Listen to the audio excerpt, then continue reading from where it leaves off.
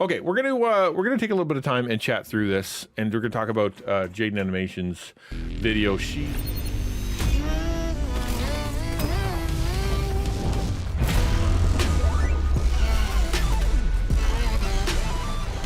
We've all sort of followed her career for a while, right? Like, if you're into animation at all, or you're into YouTube at all, you know who JaidenAnimation's is. If you don't know, she is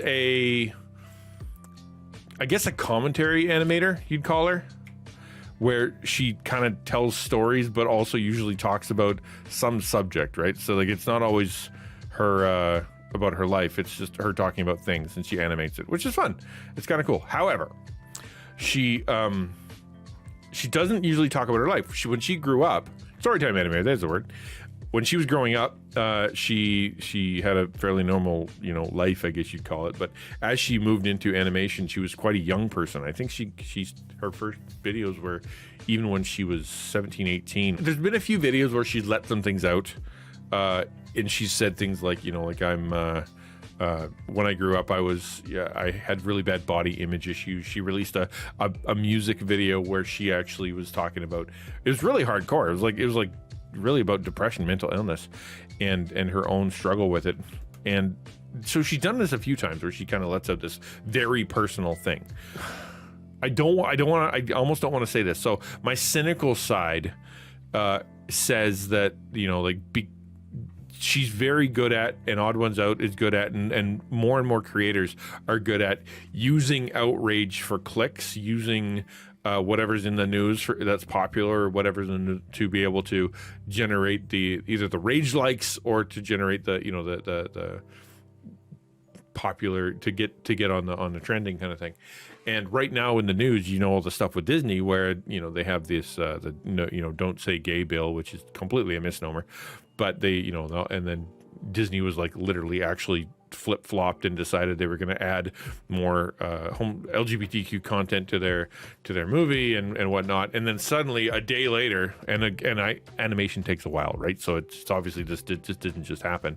So maybe it's coincidence, but then all of a sudden she's got this video about with a big rainbow flag, and so like as an animator plus Disney plus the news plus kind of go okay. But so she comes out with this thing. And it's personally revelatory. So that's my question is, is this accurate? Is this something that's sort of a pitch to say, like all the attention you're giving to Disney and all the ways that it's been converted, all you animators and all you artists and whatever, come look at me. I'm popular enough on the internet. She'll get on trending, and maybe this will blow up, and I'll get more likes. Maybe, I don't know. She seems like a very genuine person. Seems like a very kind person. Seems like a very creative, open person. So like, I want to give her the benefit of the doubt that this is just a coincidence. I want to give her the benefit of the doubt. Okay, let's give this a little bit of a watch. I'm going to pause it at times. We're just going to talk about some stuff. Okay. We're going to talk our way through it. I have not prepped. I have no notes, so I'm just gonna start saying things that come to my head. Okay, before you even say anything, let's lay out some ground rules. This is probably gonna be the most open I'll ever get about my personal life. I know I've shared tidbits of myself and life through little stories, but when it comes to personal stuff, I'm very private. Especially within the past few years. I'm gonna be talking in very general surface level terms because specific personal details are for me to know, and in the nicest way possible, none of your business. Basically, this is something I want to talk about, share, and bring a spotlight to. But at the same time, you get the Cliff Notes version. So no trying to assume or guess anything beyond what I'm sharing within this video. At the end of the day, we're all just strangers refusing to listen to the stranger danger rule. All right, so first thing, her style, the self-deprecating animating and jokes and self-deprecating humor and stories is sort of her shtick. She is one of those smart, funny, talented, attractive people that is very good at looking and sounding humble I'm guessing because of how she was raised and some of the troubles that she's been through. So she's a really good package of an individual that has a lot going on, but also isn't a jerk. But I look at that and you can hear fear, right? The first thing that I think the instinct is, and I think, I mean, somebody look up how old she is. I think she's probably 23. That's my guess, based on how long I've been watching her and how old she was when I remember. Anyway, so she recently moved to California, I think, so that she can be with the other group of animators. She's coming more and more out of her shell. As she moves into California, she moves into that arena of far more liberal thought. She's 24. Okay, there you go. I was close. Far more liberal thought, but at the same time, because she's a public figure, she's been smacked down a few times. She was saying on a video, the interview guy, the very popular interview guy that interviews all the YouTubers. I can't remember what his name is. Anyway, so he was talking about how weird it is for her to have pornography of her character being so prevalent on the internet, of how she has, she's had her stuff stolen, or she's had her ideas stolen, and or when she was on a panel or something like that, she was publicly embarrassed, but she felt like it was her responsibility because she was so young. So she has been like on this accelerated stream of being so popular on the internet and having the internet turn on her. So you can see how that there's a fear there, but at the same time, the idea of there's a bit of foolishness there in that, you're going to get judged, right? Putting this out there, she knows, and this is why the caveat, she knows as soon as she does this, she's going to create a group of people who is super excited about this. Wow, she's on our team. We're going to make her amazing. She's going to be our person. And there are people that are going to turn this into porn, and they're going to be angry with her. And there's a whole section of the internet that tries to take the odd ones out, and Jaiden has been shipping them for literal years, and there's going to be people that are outraged or call her a liar. Like, this is the dangerous thing she's doing, just to release a video about her own opinions, let alone her own identity, let alone her own sexuality. Like, it's a risky thing. It's a dangerous thing, and kind of kudos for her doing it, but at the same time, to start with this introduction of saying, I'm going to tell you a few things, but it's not going to be everything. Why? Of course you're not going to say everything, but to say you're not allowed to look into it, and you're not allowed to ask anything else about it, and you're not allowed to whatever, that's weird. It's bizarre. I think it might be rose-colored glasses again. I'm trying to say, like, you can actually stop people from being jerks by virtue of asking them not to be. That's not how it works. All right, formalities aside, let's get into it. I've come to realize that I'm Aroace, which stands for aromantic asexual. And I know what that flag is boss, by the way.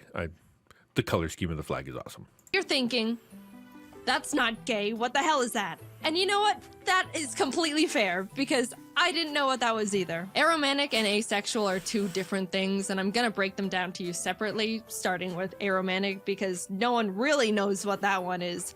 And also, it's my personal favorite. Someone who's... She says here that aromantic is not something that people know about. That's interesting, because the reason that people don't know about this or don't know what it is because they're adding so many terms so quickly. They're creating so many varieties and variations of human sexuality, human identity, and all the different ways that people's opinions and preferences matter, and then giving them these official sounding terms. The reason that people don't know what the term aromantic is because it's probably because it was invented within the last 10 years. Aerodynamic. I'm aerodynamic. That's funny. So I was saying, when I watched this the first time, I was saying to my kids that we all as human beings love to get the name of the thing that we are. We want to grab onto an identity, or we want the name of the disease we have, or we want the title of the job we have, or we want a word that summarizes. Like when I first saw the term social anxiety disorder, I went, that feels right. So I went and looked at what is it? I'm like, well, social anxiety disorder is when you have a hard time when you go out in public and you feel really anxious about meeting anybody else ever, anywhere at all. And I'm like that. I have a name. I can call myself that. I'm one of those. And it gives a sense of relief to say there's a tribe out there, the sense of affirmation to say there's a tribe out there that is like me. I'm not alone. My feelings are valid. My feelings aren't weird. I'm not super insanely strange, one in a bazillion. Not only that, but there are people out there that are admitting to it, and therefore I can admit to it. There are people out there that are writing about it, therefore I can get help. There are people out there that are grouping about it or talking about it or sections about it that, yo, thank you for the follow. Appreciate that, Dylan. That are talking about it, that are so I can affinity with them.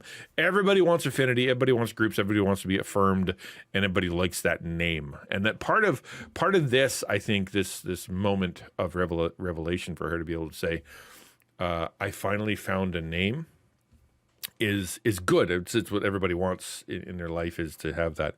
But at the same time, the danger of having the name is now you start imposing upon yourself what other people have made this brand new definition to be, right? So, for example, you say, okay, I'm I don't know, pick a term, whatever.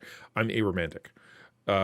You go and you're like, okay, I match 8 out of the 15 things. So that's more than half. Maybe that's me, but I'm not exactly that. And then suddenly, because you're aromantic, or because you're whatever the term is, the imposition upon you is to conform to be okay with, to allow for things that you might not be right with, because you have to align yourself to the term and to the people, to the group. It's a good thing to have a name, but at the same time, it can be bad. So you say, for example, you call yourself it's kind of like joining a gang, or joining a church, or joining any kind of organization, that you're like, okay, I joined this club because they think like me and they do things that I enjoy, and they are in my area, and whatever. But then you discover that this whole section of the club is something you don't agree with, right? They also hate these kind of people, or they steal money, or they're very judgmental, or they're anti something that you like. And you have a choice at that point. You have a pressure to say, well, I identify with this. I bought the T-shirt. I have the jacket. I have the button that calls me this group. Now I feel pressure to conform to this. And again, pressure to conform when it comes to from external society is not a bad thing. That's what keeps people. That's the reason people aren't crashing their cars all the time, is because society has said we don't want you to speed. The reason that people aren't out there stealing each other's wallets is because we have a law that says you can't do that. The reason that people aren't wandering around doing some really horrible gross stuff is because there is societal pressure to try to conform and not be a big dumb jerk, right? We've learned that through the pandemic, that the societal pressure of just put your mask on, or the societal pressure of like go get vaxxed, or the societal pressure of you're a horrible person if you don't wash your hands, or if you whatever. You can see people actually saying, I will compromise my values, I will compromise my individuality, I'll compromise whatever, because society looks down upon me. Right. And so I'm going to change my preferences and my behaviors for the sake of society. It's a good and a bad thing. What I'm saying here is that having the term aromantic, or having any term, sexuality or otherwise, is a good thing, because it helps you with your identity and helps you to find that group. But at the same time, it's also going to be a bad thing because of the implications of it, and things that you might think you have to conform to, that may not be a good thing. Rusty says, my roommate and I had a discussion about people removing romance and intimacy from each other in their labels, and aromantic and asexual separated, like isn't getting along with someone without being intimately attracted to them, just platonic relationship. Romance should lead to intimacy, right? And she says later in the video, she talks about how you can be one or the other, and without being both. And I'm like, those are things that we wouldn't have normally named, right? So you can be sexually attracted to someone, think they're the hottest person in the whole world, be like having the heart flutters and the holy my goodness is because they're so physically attractive, but you can think they're horrible and never want to have a conversation with that person, right? You can be like, that person is toxic and gross and mean and evil, but dang, they sure look hot. I guess that's what they would call a sexual attraction without having the romantic attraction. At the same time, you can have a romantic attraction to someone and go, I want to be with that person. I'm falling in love with them. I feel a sense of connection to them. I want to be with them all the time. I want to be in a connection to them, deep friendship with them, to be around, to be, to share parts of my life with them that I wouldn't share with anybody else. I just don't want to have sex with them. Like that. So you have. We wouldn't normally have put a term to that. We wouldn't have normally said that's a aromantic, asexual, whatever. We wouldn't have put a term to that. We would have just said they're friends, they're close friends, right? Or that's a crush. It's called a crush, or it's the for lack of the hot crazy scale from How I Met Your Mother. Like we just kind of lumped it into all these things, and so they're adding terms to it. You kind of go, good or bad. Otherwise, I think personally, that rainbow of relationships, especially the one that she's talking about, none of them are particularly unbiblical or sinful. The idea of saying I'm not particularly attracted to anybody is in the church back in the olden days, we used to call that the gift of singlehood. Right. If you look at some spiritual gifts inventories, you'll actually see that people are being that it'll say, like you're okay with being alone. You could work by yourself. You don't feel attracted to people. You've never been on a date. And if you do that, you have the spiritual gift of singlehood. That's one of the spiritual gifts that you'll see on some inventories.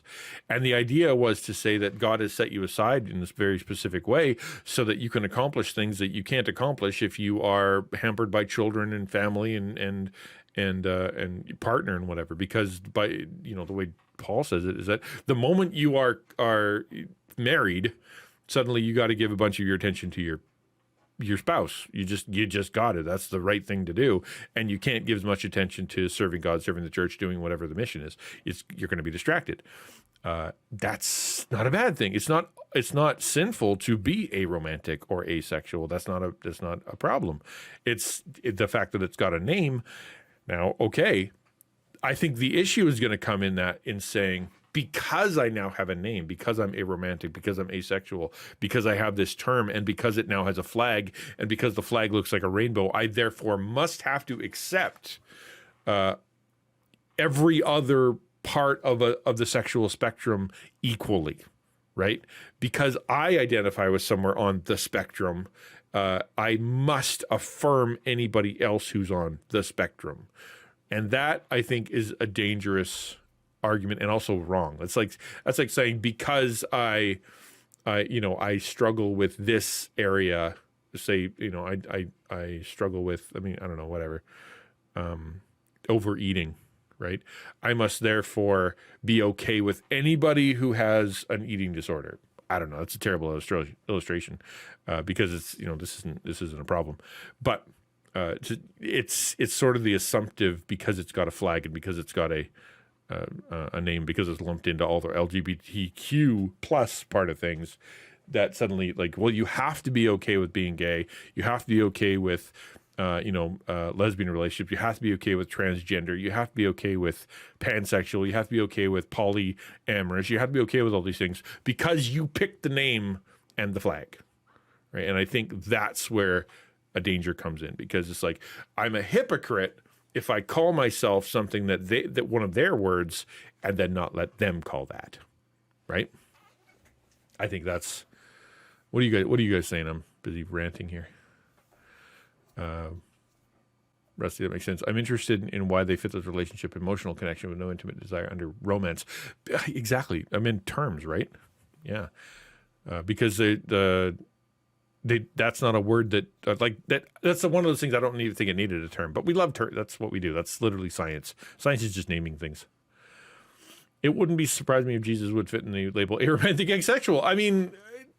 Kind of, yeah. It's if you were to say, is he in a romantic relationship with any singular female?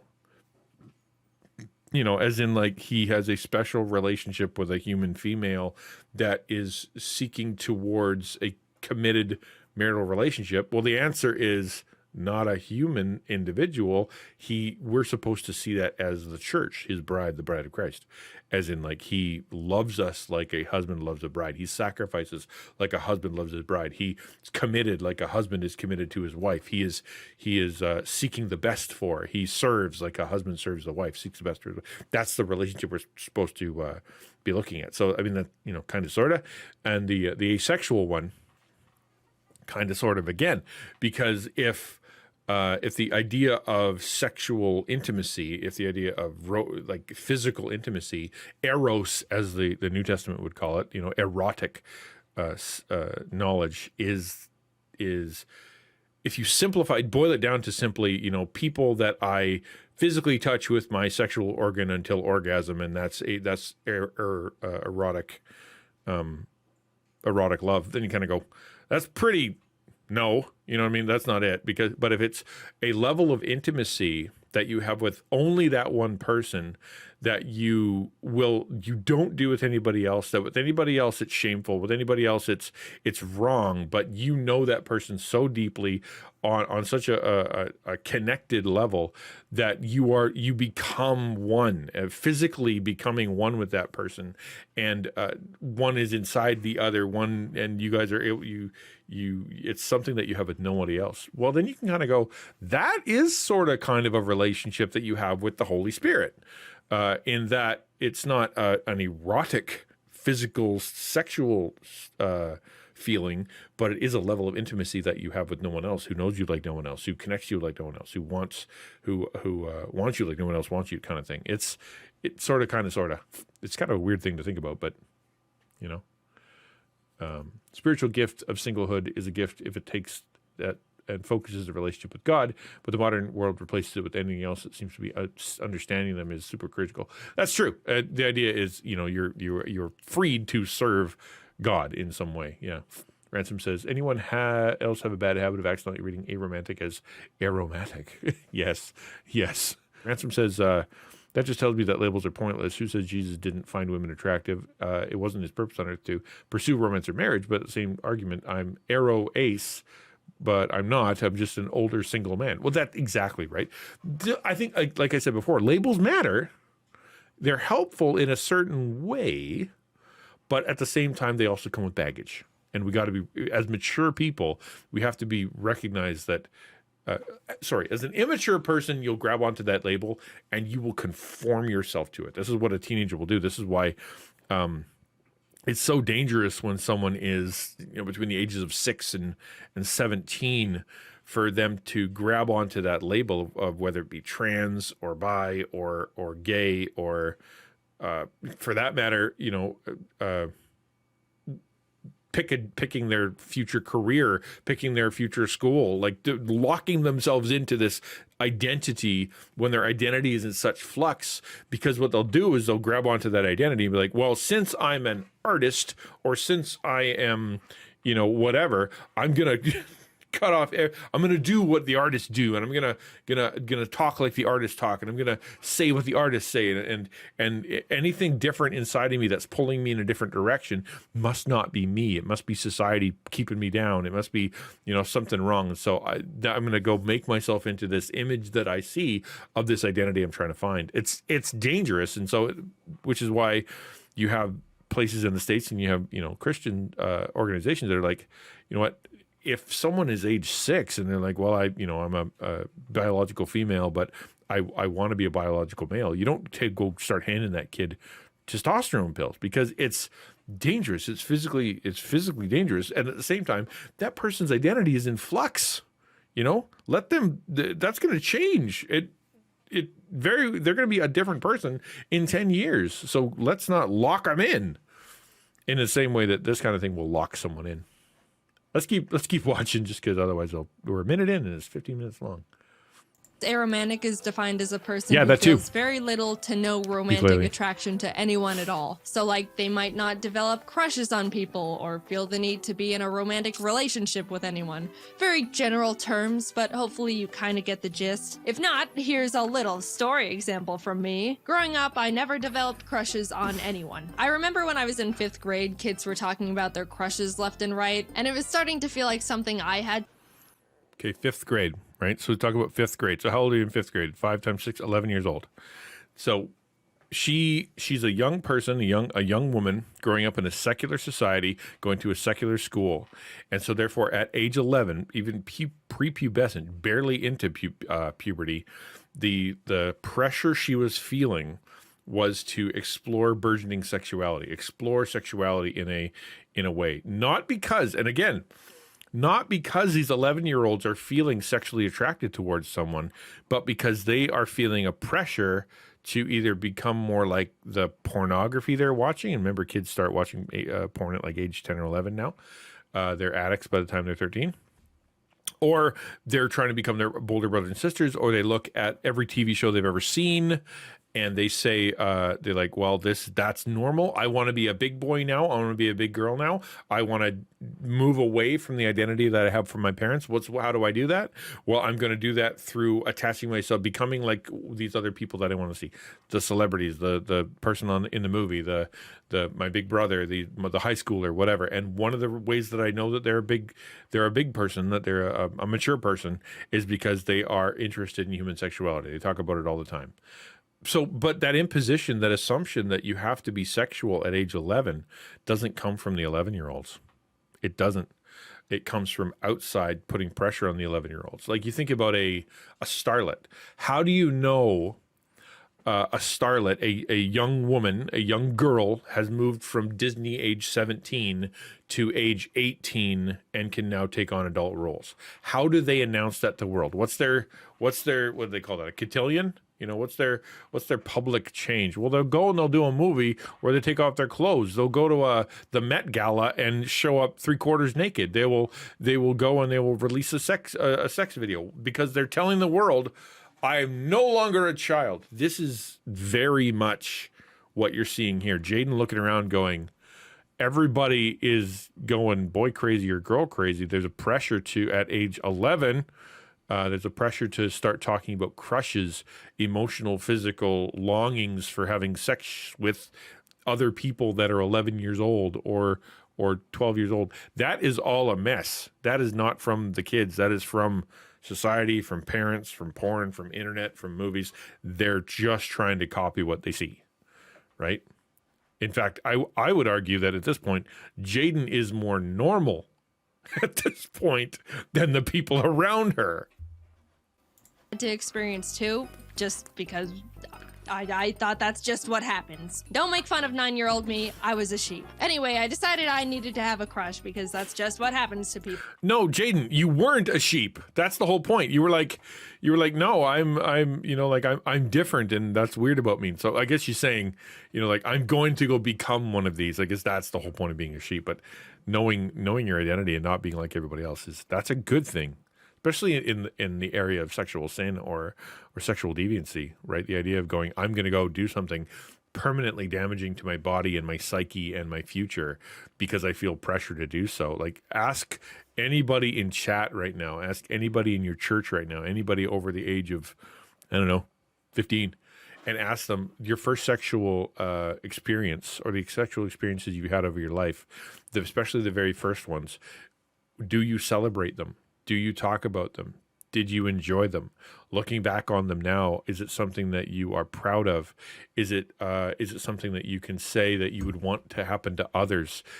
Has it affected you in your current relationship?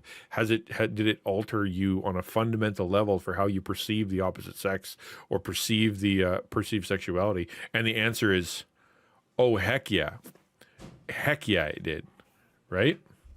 And this literally can wreck people. And I very robotically chose this random kid in the class who we can call Pikachu. That's not his name. He didn't mean anything to me, and I didn't do anything about this crush. Like, I didn't tell anyone or anything. It was just a headcanon thing for me to feel up to speed and like I was hitting my normal human emotions quota. But it's funny because on Valentine's Day, you know how in elementary school everyone would bring cheesy Walmart Valentine's cards for everyone in the class, and then you'd have a box full of candy and hollow emotions from everyone? Well, my school did that. When I went through my box, I pulled out Pikachu's Valentine and thought to myself, someone who has a crush on someone would keep this. I think. So I put Pikachu... Okay, so I'm vibing with this hard because when I was growing up, I was just like this. I really was. So like when I was growing up, I went to a church that didn't have a lot of other teens. There was like one other teen, and it was a girl, and we didn't really know each other or get along that well. We didn't have a youth group, so we didn't hang out. When I was growing up, because I don't know, whatever, I wasn't interested in girls. I just wasn't. Age 13, age 14, age 15. I was interested in the computer. I was interested in Star Trek. I was interested in not getting beat up anymore at school. And for me, the idea of having a girlfriend, I did not care. When I looked at girls, even at age 17, I graduated high school at age 17 because I'd skipped a grade. And even then, I remember even at prom, I mean, age 17, the day before I'm graduating, I remember, and I did not care whether or not I was with a girl. I did not care if I was whatever. What I did care about was that I wanted to be like everyone else, and I wanted someone to like me. I didn't care who it was. And so I thought the best way to get someone to like me would be like, well, if you have a girlfriend, then that means they have to like you because that's the contract. And so I would talk to this one girl who I thought I was dating kind of because we were friends, and it was a girl from church, and we talked to all the time, and I asked her to prom, and she said yes. She got taken away from me while I was at prom. It's a whole long story. I'm a very sad individual, but for me it wasn't because I was physically so attracted to her. I wasn't physically so attracted to these girls. It was just because I wanted a friend, and I wanted someone to like me, and I wanted someone to hang out with. And everybody was talking about, boyfriend, girlfriend stuff. And I'm like, oh, maybe that's what I got to do. I don't know.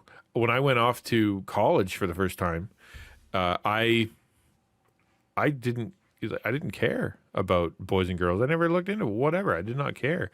The burgeoning sexuality of an 18-year-old Al was not, this ravenous sexual beast. I was not like what she's talking about here, where you had to robotically kind of think, okay, what do normal people do in this situation? And you're just trying to like, okay, what did I see in the movie? What would Captain Kirk do? What did I read in that book one time? What have I seen? What do I see other teenagers do? Okay, maybe I'll feel that way because I'll choose it. This is literally what I was like.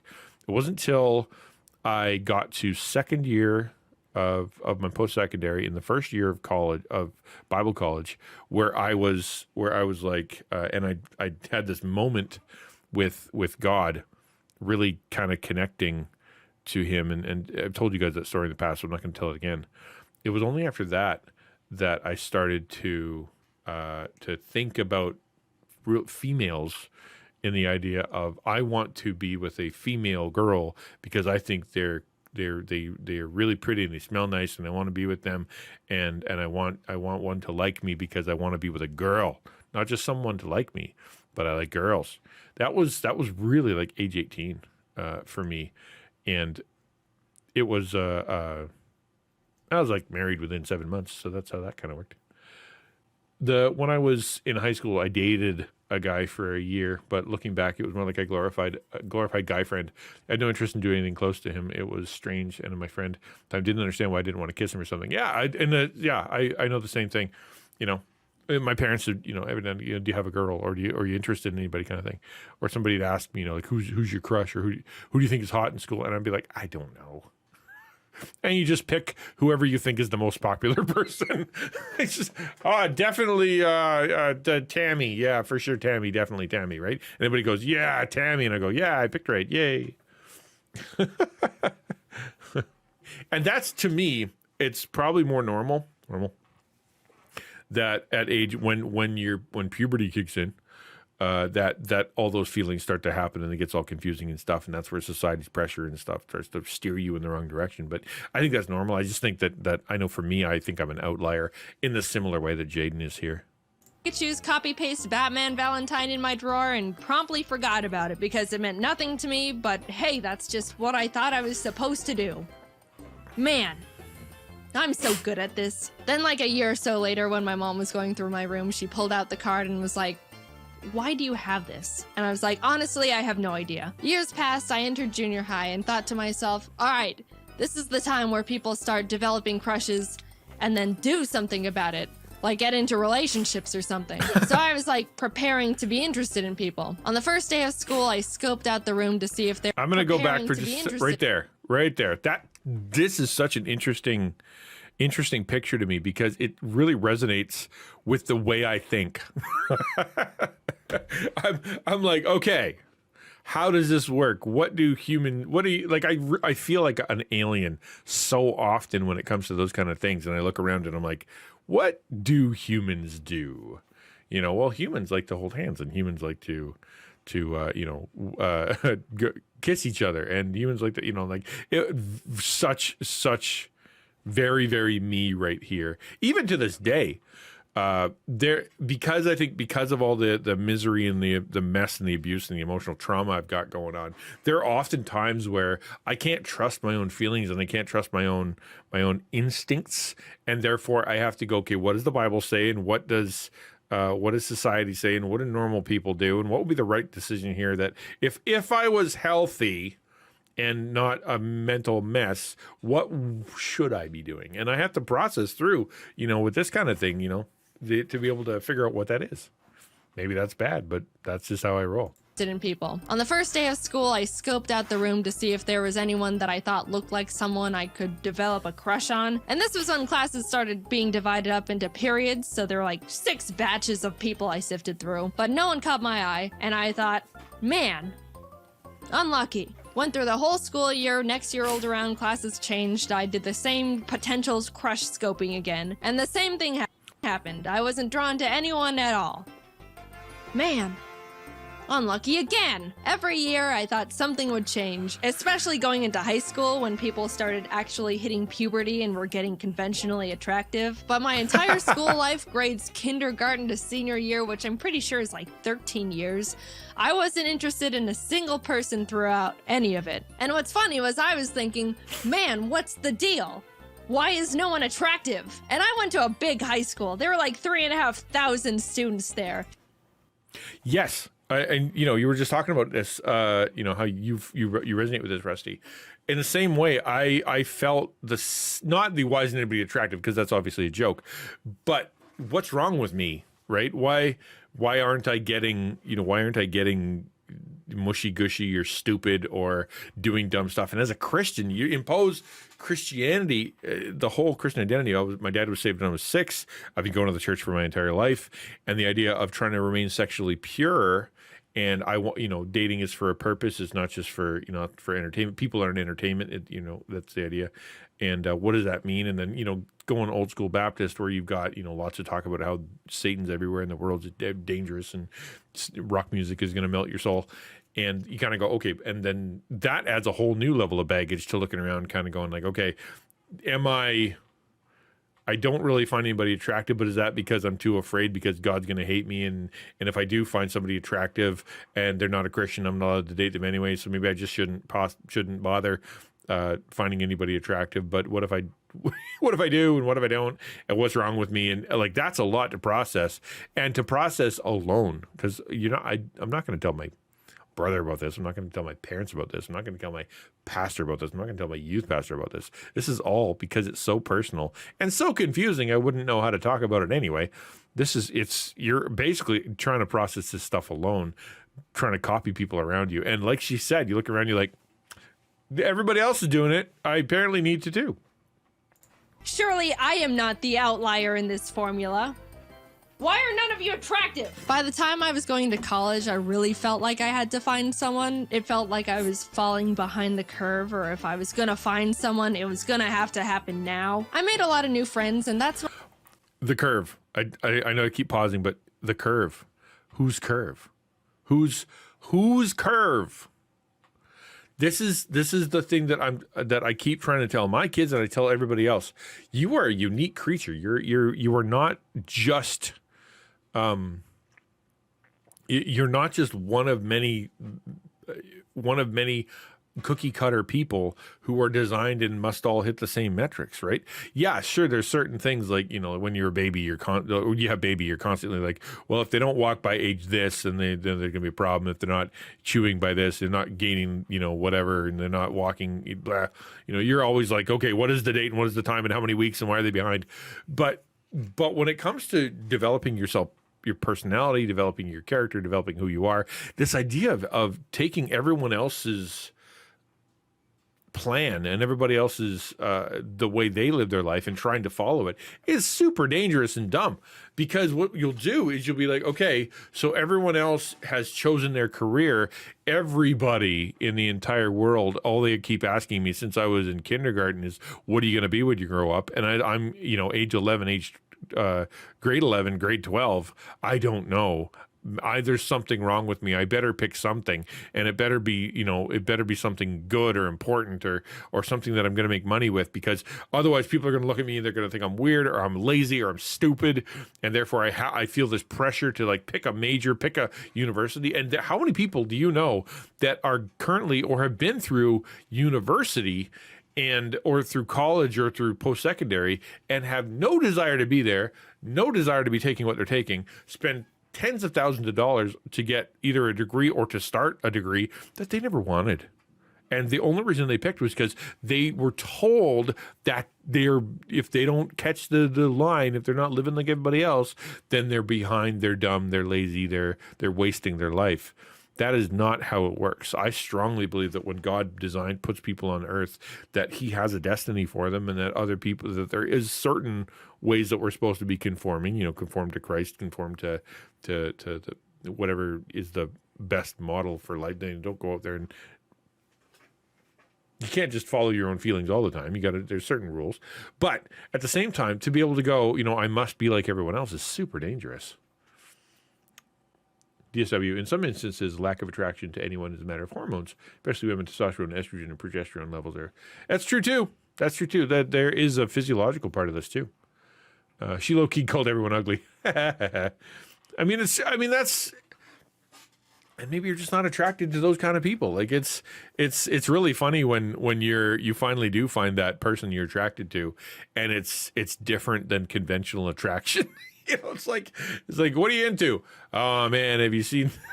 I'm not going to say it, but you know, to find that the unconventional attractiveness that's what gets you going. You kind of go, okay, well, all right.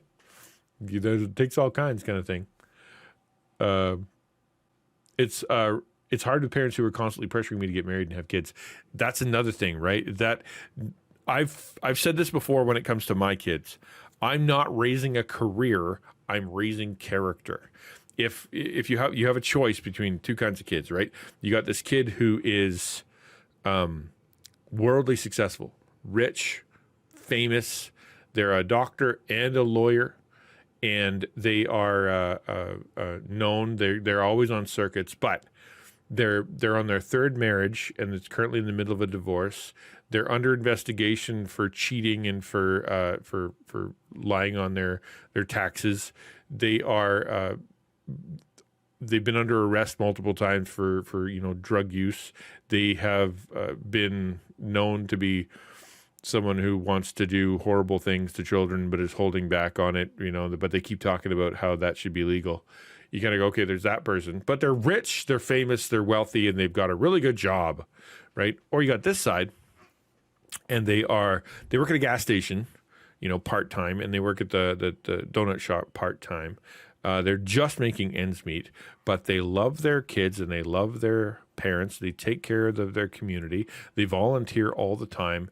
They're known to be generous and joyful and loving and kind. They'll give you the shirt off their back, and they're constantly seeking ways that they can serve and love more people. They're a positive influence. They're a good mentor. They take care of people that are, you know, or on the street, or people that are they adopt. You know, which one do you want? Which kid do you want? Right? Because if you're raising the career, then you're going to say, I couldn't care less about their character. I want a career. Go be a doctor. But if you say, okay, but I'm raising for character, you say, oh, well, I don't care what you do. I care that you are becoming who God created you to be, and you're serving in such a way that that God is pleased with you, and the people around you find you to be that you have a good reputation. And if you're doing that as a gas station attendant, so be it, because I want you to be of good character. It's so dumb when you take somebody and say you have to go get married and have kids, because what if they do? What if they go find somebody that's wrong for them, abusive, miserable? They go and they have children with this person, and they're miserable, and the kids are miserable, and everybody's miserable because you pressured them into it because they weren't being normal. That's terrible. That's absolutely terrible. All right, keep going here. When I thought I developed my first genuine crush. Long story short, in hindsight, no, it wasn't a crush and I was just wrong. I just met someone who I thought was cool and funny and had a really strong desire to be close to them. But looking back, knowing what I do now, it wasn't in a romantic way. I realized I can get very excited and tunnel vision on people I think are really cool or interesting, and kind of obsess over getting to know them or just want to spend a lot of time with them. But whenever I got into those tunnel vision moments, if I sat down and asked myself if I actually wanted to be in a relationship with them and hold hands or cuddle or kiss. This is such a bipolar definition of relationships. That's another issue we were talking about labeling before. The idea that there are only two kinds of relationships. There's the kind where you don't touch each other, and but you can be friends but not too good of friends, and the kind where you must touch each other because you have achieved some level of relationship closeness or whatever that requires that. That it's such a strange thing, because it's the idea, well, because I feel a sense of drawing towards that person, and because my love language is touch, I want to hug that person and I want to hold their hand. I must want to go have sex with them, or I see this person and I'm attracted to them. I want to be their friend, but our friendship is growing really, really close, and I feel like I want to give them a bro hug, or I want to give them I want to declare, you just tell them, I value you so much. I think I love you, but I don't want to. But because I'm so worried that I must have to want, that must mean I'm gay, or that must mean I'm going to cheat on somebody, or that must mean whatever, I have to have sex with them. I'm not going to do that. I'm going to pull away from the friendship, not have that level of friendship, not have that level of commitment, not tell that person I care about them deeply, because the implication is I need to go have sex. And that is such a bizarre thing, because it just says that the human relationships must also equal doing it, because that's the natural progression of everything. And that's such a mess for our society, because it's wrong. It's absolutely wrong. You can love someone and not want to have sex with them. You can hold hands with someone. You can walk down the street and, have meals with people and whatever, and not have to be sexually intimate with them. Come on. Baptist dating wouldn't allow any touching until marriage, so it may be well as aromantic. And again, I don't think that's quite right either. Like, if you look at the way that I was raised, especially, because I was raised in the Baptist church, I was raised with the idea of a boy and a girl can't go anywhere near each other. One Bible length. Don't be alone together. Don't do anything, because obviously hormones are going to get out of the way. You're going to immediately going to conceive a child. It'll be within seconds, and I don't think that's quite right and quite fair. Yes, of course, there needs to be decorum, and yes, there needs to be you need to be careful and whatever. But the idea of treating the opposite sex as though they are on fire, as though they're dangerous, as though they are all temptresses, or they're all tempters, or they're all out of control, or they're all, the assumption is every boy wants to have sex all the time. Every girl is a temptress who's just going to try to get into your pants. All of that is horrible. That's just, it divides the sexes rather than unites them. It's not a way to protecting. It's a way of causing irreparable harm to people who are going to look at the opposite sex, or for that matter, look at, say, even a guy looking at another guy who's either effeminate or interested in more personal care than most other guys, or isn't interested in baseball, or is a really huggy dude or whatever, is to say that, it's to say that person is dangerous, that person is bad, that person is obviously, someone to be avoided because of their proclivity towards talking different or wanting to give more hugs or be physically connected because that's how they express their love. It's all dangerous. Yeah. I mean, and I suppose you got a good point there, Quiz King, the idea of the reason that you've got all these sexually frustrated youth group kids that go out and just blow their brains out with sin as soon as they're released is because of that reason, right? Yeah. The answer was not really, but if they wanted to, I could go along with it, which I do not think is right. In my very old flirting video, which I refuse to rewatch, I think at one point in it, I said something along the lines of, if you're interested in someone but they just want to be friends, I don't understand why some people can't deal with that. And that was primarily because... That's not bad advice, though. I'm 25 and I still don't really find anyone attractive, nothing against anyone. Just not true. That's okay. That's the thing. What we're talking about is how you shouldn't feel guilty for that. You shouldn't be guilty. You shouldn't feel weird. That's not bad. It's okay. And if someone, because the natural thing is that you're going to hear it when you come to churches. It'll happen to you. It'll happen to you. You need to be ready for it, because you're going to all of a sudden find some girl. Maybe you won't, and you're going to think you're weird because of it. Maybe you've just been designed to be single, to take care of your family, to take care of yourself, to take care of your church, and to serve in a unique fashion. And that's okay. That you don't have to be. So you're not weird just because you don't want to go out as a 25-year-old man and do it with anybody. That's fine. Nothing wrong with that. It's the old problem that relates to the word love and being in love to sex. Exactly. That's a very good point. This video shows that how deeply confused the world is on terms like love and relationship is depressing and fascinating at the same time.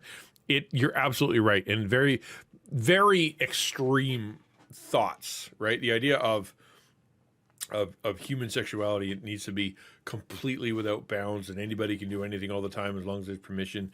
And the other side of it, of the absolute repression of of everything. Nobody should go anywhere near anybody anytime, and everything needs to be, behind closed doors, with the lights off, and only, only for procreation. Like everything in between is it's such a mess. That's why we're supposed to be getting it from Scripture. The guy who invented the human body and soul. Because I didn't realize there was an emotional difference between a crush or falling in love and just being really good friends with someone. So, oops, sorry for the bad take, I think. I really just thought having a crush on someone was wanting to be their #1 best friend.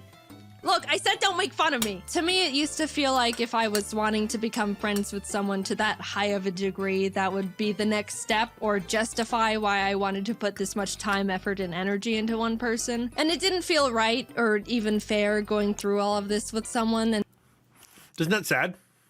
You can hear the societal judgment through her voice.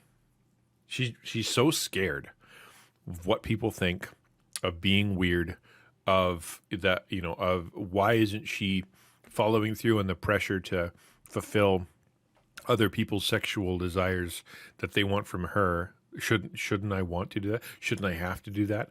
Or, like you can hear such fear in her voice and through her growing up. And so much of that is because of, like Everkillian said, the messed up definition of human sexuality that we have. That's not only unbiblical, but is it's not even it's not like we've improved upon it, right? It's unbiblical, but it's also it's unhealthy. It's destructive to the human soul. And then tell them they're just a friend. I don't know, it just didn't feel like it made sense, even though I really didn't technically see them in a romantic way. I just didn't understand what was going on, really, or that there was supposed to be real emotions instead of a logical understanding of steps. Real emotions. That's an interesting term, right? There has to be real emotions. You just said, I like this person. I want to be around them all the time. They're my #1 person. they have romantic feelings for me. They care about me in the same kind of way, but they have a physical desire towards me, and I don't currently have those emotions. There's an interesting thing there. So as a young unmarried person, for her to say, you know what, because it's unfair for me, I'm not sexually attracted to that person. I'm not going to lead them on. I'm not going to, you know, compromise myself and be sexual with them when I don't feel like it. That's a good thing. It's good personal boundaries. It's good honesty. It's not gonna you're not gonna try not to wreck a relationship. At the same time, you're not trying to harm yourself. But I will say this: later in life, if you're married, if you are committed to someone, if you are, you know, building a relationship with someone that's leading towards marriage or after you're married, if the idea of there will be times where just because you don't feel like being romantic, and whether that's human sexuality or being or kissing or holding hands or connecting to that person in a more personal, intimate way, sharing your heart, sharing your feelings, crying before that person, whatever it is, just because you don't feel like it doesn't mean you shouldn't try to make yourself do it as a sense of obedience, respect for that person, and because you can't trust your own heart sometimes. So, for example, you'll have a husband or that, and for whatever reason, whether they're addicted to porn or whether they are just tired or whether because they get old or because they eat too much salt or because they're exhausted all the time, they don't feel like romancing their wife. She's there, she can't leave, she's got a ring and a contract. So take her for granted, you know, like do nothing, don't chase her, don't talk to her, don't ask her hopes and dreams anymore. Just take her for granted. Sometimes you have to choose to do the romantic, choose to be obedient in the way of saying, I will, even though I don't feel like it, act like a lover to this person, act like I'm trying to woo them, and the feelings come after it. In the same way that, you know, say a woman, in the same way, because they're busy, because they're tired, because they're distracted, because they're whatever, you know, does the same thing towards the guy. Sometimes in that relationship, you have to go, even though I don't feel like it, because I love the person, because I want to be obedient to God, because it's important, because I'm not going to allow my feelings to rule my decisions. I'm going to do these romantic things anyway. And I think in the same way it works for friendships, right? Not in the romantic way, but to say that if I want this friendship to keep going, even though I don't feel like talking on the phone tonight, even though I don't feel like buying that person a gift, even though I don't feel like whatever the thing is with you and your friend, I'm gonna do it anyway to maintain them, to put the work into that friendship, to say this person is valuable. Yeah, they probably know. Yeah, they're my friend. They're not going to take off on me, but because I want to maintain that relationship, because I want that person to know they're valuable, because I know in myself that if I leave it to whenever I feel like it, that person's going to drift out of my life and I may never see them again. And I'm going to be like, why didn't I just put a little time into calling that person? You know, it's because you didn't, you allowed your feelings to dictate your actions as opposed to choosing your actions in obedience and making the feelings come after. Sometimes it goes the other way. So this is I would say appropriate for a young unmarried person, but not so much for everybody. That in different forms of relationship, or not necessarily with romance. And the fact that I was under the assumption that I was supposed to be interested in people in a romantic way didn't help with anything. I always preferred to stay good friends, but never felt like I could have that, and I worried that if I said no, that we would just start drifting apart, which I obviously didn't want either. It's been a very long journey discovering this about myself. Everything I'm saying has all been extremely subconscious and not understood or defined for many years. I even used to think I was bi or pan for the longest time, because I would think to myself, well, bi is being interested in both genders. I don't really care for either, but 0 is equal to 0, so I guess I'm bi or pan. I got math involved.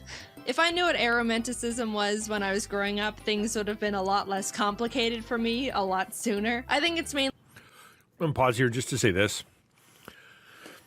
The assumption that she's making right now is this is who she is and this is who she'll be forever. She's found her tag, she's found her label, and this is her now. This is JaidenAnimation's for the rest of her life is going to be this. This is my flag. I'm going to wear it for the rest of my life. That's not true either. As you grow and as you mature, as you learn more about yourself and as you develop, and to the point of, the hormone thing, to the point of the lifestyle thing, to the point of where you're at in your decision making and in your maturity and in your knowledge and blah blah blah, all these things are often in flux. That's why one of the things that they talk about in the LGBTQ plus arena, I don't know what term, whatever, is the idea of being gender fluid or being fluid with your sexuality. That's sort of because what that means is that nobody is one thing all the time, exactly every day. Like there is a time where you feel attraction and a time when you don't feel attraction. There is a time where you are more interested in relationship and more interested in romance and less interested in romance. There is a time where you're seeking out, business relationships and seeking out more professional stuff, and there's time where you just want friends and you couldn't care less about business. Like there is a flux there. There is a mobility within an individual, and depending on their age and depending on their station of life, that's going to change too. Like she's saying, I am this, and she's declaring it to the world and putting it onto a video. Go back in 5 years, go back in 10 years, go back in 15 years.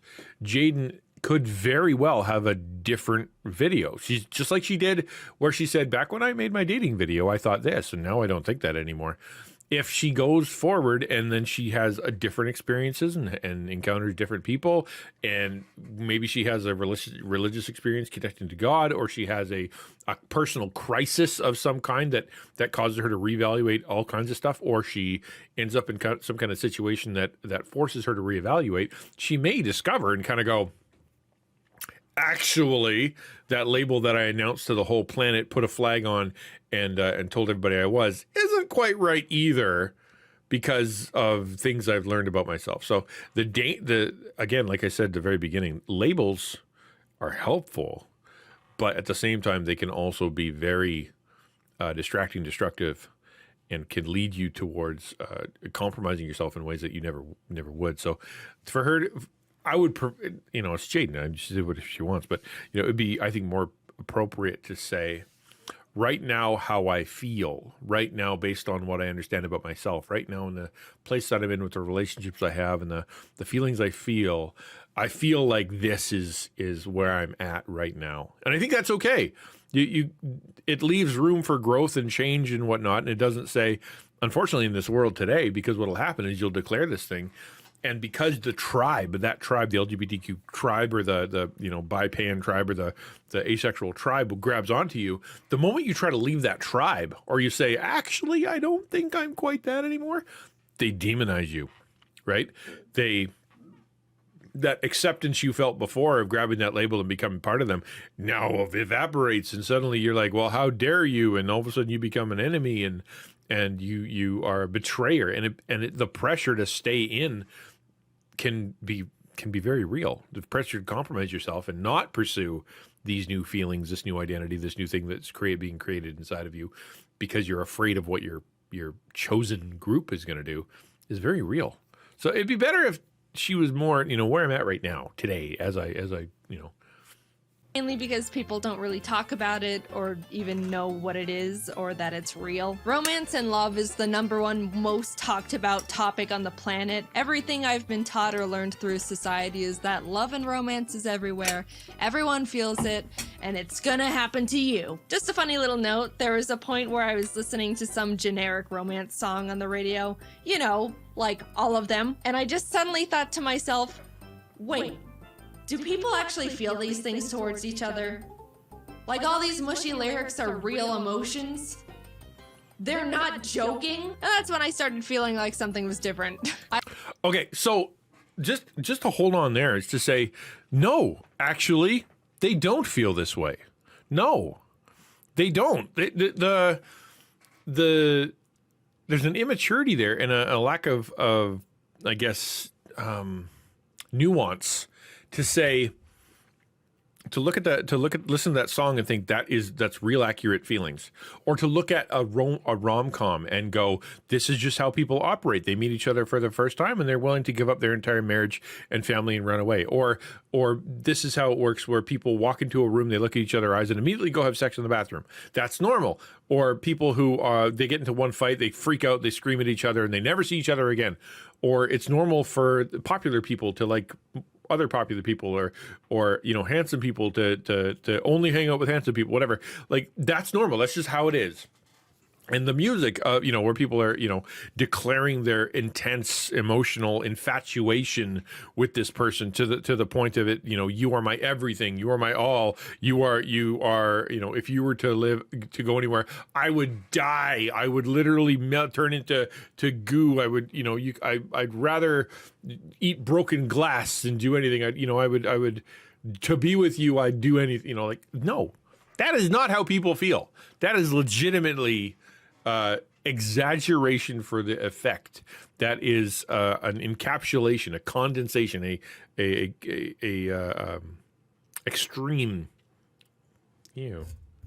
extreme thing in order to create a song that's impact. It's sort of like when you go to McDonald's and you have fries or you have food burger there. The flavors are super intense, because like there's tons of salt and tons of sugar and tons of fat, and you take that bite and it's like all of your little brain chemicals go off because it's super intense. And then you go home and you have your normal food and you're like, this is bland, this isn't nearly as good. But that's what normal food tastes like. It's not cranked up to 11. It's not artificially, infused with all sorts of strange, peculiar things that make you sick. So no, Jaiden, that is not how people feel all the time. You're not weird for not feeling that way, because they don't feel that way either. They're selling an emotion. So too much BS about sexuality from Satan in the world, folks. Are absolutely they are. Absolutely they are. That's actually one of my hearts. One of the reasons I exist is to try to help untie people's knots in that way. I honestly believe that I've been through so much misery and difficulty and grew up the way I did, so I can sit and chat with people that are all tied up in knots. I never rushed to the airport to get the girl. I guess I'm asexual. Exactly. Exactly. That's a good line. Jaiden's diatribe reminds me of Mr. Data trying to understand human relationships, but I'm not entirely convinced she's as much of an outsider as she implies. And that's the danger, is when you look at someone like this and they finally declare, they're like, oh, I think I figured myself out. And you look at them and you go, no, you didn't. And you go, that is dangerous. I totally know what you mean, Ransom, is that idea of, because she is also, she's also trying to convey in a humorous way, to summarize, to use humor and to use stories in order to tell a very brief story about a very complicated topic, to kind of go, yeah, I don't think that's quite what you mean. It probably isn't, because she's not writing a book. But at the same time, I think one of the things that we can do with people like this, or people like me, or people like you, is to say, you know what? If that's what you say, how you feel, that's how you feel, and I'm going to we'll start there. You know what I mean? But yeah, I agree with you, because by the nature of the beast here, trying to be a comedic tale, that she's going to be exaggerative in one way and leave other information out the other way. And for that matter, like I said, as soon as you pick the label, you're going to be like, okay, these are the things I'm allowed to say, and these are the things I'm not allowed to say. Otherwise, I'm outside the label. Shall we continue? I approached romance under the blanket term thought of, sure, why not? And didn't recognize it was actually a feeling, which might sound stupid, but look, I don't know. No one presented me with any other options. I did a lot of rationalizing. If someone ever expressed romantic interest in me, I would mentally make a kind of logical list of their pros and cons, and the pros and cons of what a relationship would look like with them based on what I knew about them as a person. I didn't realize there was... That's not weird. That's not a bad thing, okay? We'll start with that. That's not a bad thing. You should do that. You should be like, yeah, what's the deal there? Are they a good person? Are they, that's a good thing. But she's about to say, I didn't realize I was supposed to also go mushy gushy there. And again, I don't think I don't think that's always the case. Can you be in a relationship with someone and choose to be in a dating relationship with someone, even though you don't have the mushy gushies? Clueless what the mushy gushies are? And that's what I'm saying, right? Who really knows what the mushy gushies are? What level of mushy gushy are you supposed to be? How do you know that you've achieved the correct level of mushy gushy to create a proper relationship? I don't know. That's the thing. And could you be in a dating relationship with someone even though you don't have the mushy gushies? I think the answer is yes. I think that there is a way and a reason, especially considering that for a long time and in other places of the world, even now, you have something called arranged marriages, right? So in an arranged marriage, you don't meet the person and fall in love and get all the mushy gushies and then sweep each other off our feet and then go get married. You show up and like, hey, this is who you're going to be married to now. And because of your commitment to marriage, because of your commitment to your family, because of your commitment to each other, because of your willingness to compromise and grow together, you come together and you develop a relationship, a unique relationship with each other that is marriage, that is unique, that is special, but it doesn't have to look like everybody else's. What if you just really care about that person. You love that person. You think that they're great. You work together. You are super compatible. You enjoy each other's company, enjoy each other's sense of humor. You like being around that person there, and spending the rest of your life with them sounds cool, but you don't have the mushy gushies at the level you think you have. Are you going to give it up? Or like you're just going to forget it then? I'm not going to be dating that person. I'm going to commit myself to that person. Why not? Why not? You know? I would imagine at my age, dating relationship would be mostly mushy gushy free. I don't know, man. I don't know that either because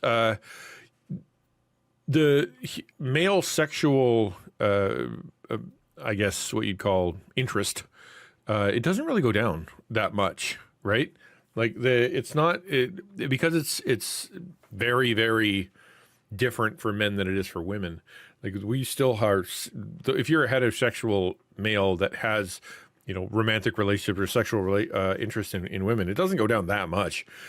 Maybe your energy level goes down. Maybe your willingness to put up with crap goes down. Maybe your interest in what kind of woman you want or what they look like is different.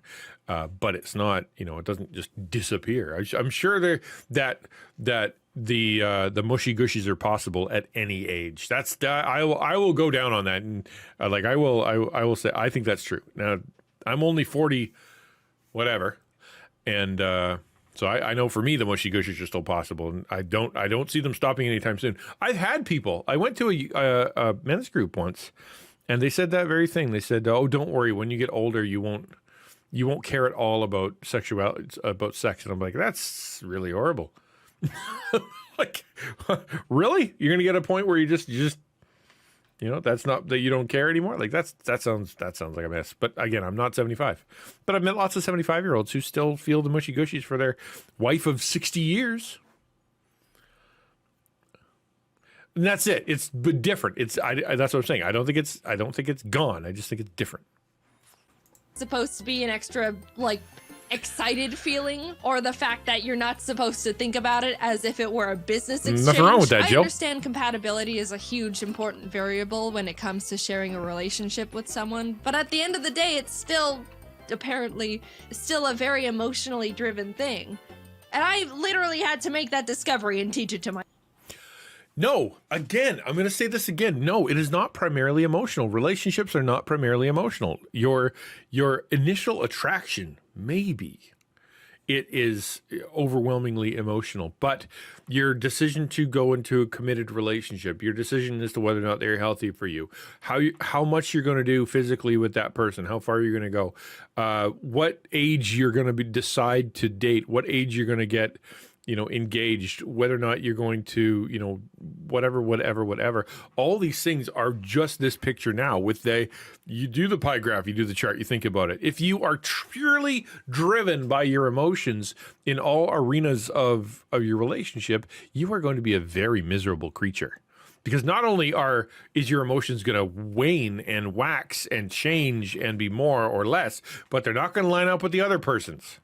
So there you are, you're all whatever, and the other person's the opposite. Or you're hot, they're cold. You're excited, they're not. Therefore, you're going to be continuously living in an area of frustration and anxiety, because you think that whatever your feelings are, that must be what you must act on. You don't have to do that. So much of relationship is an act of will, is a choice, and is logically put through your brain. I know that goes counter to what society says, but the truth is that you really do need to think about that stuff, and you're stupid if you don't. This not a bad thing. Like her whole, it has to be primarily, because that's the word she used, primarily, right? She said, I literally had to make that she said, where is it here? Hold on, back up. Relationship with someone, but at the end of the day, it's still apparently still a very emotionally driven thing.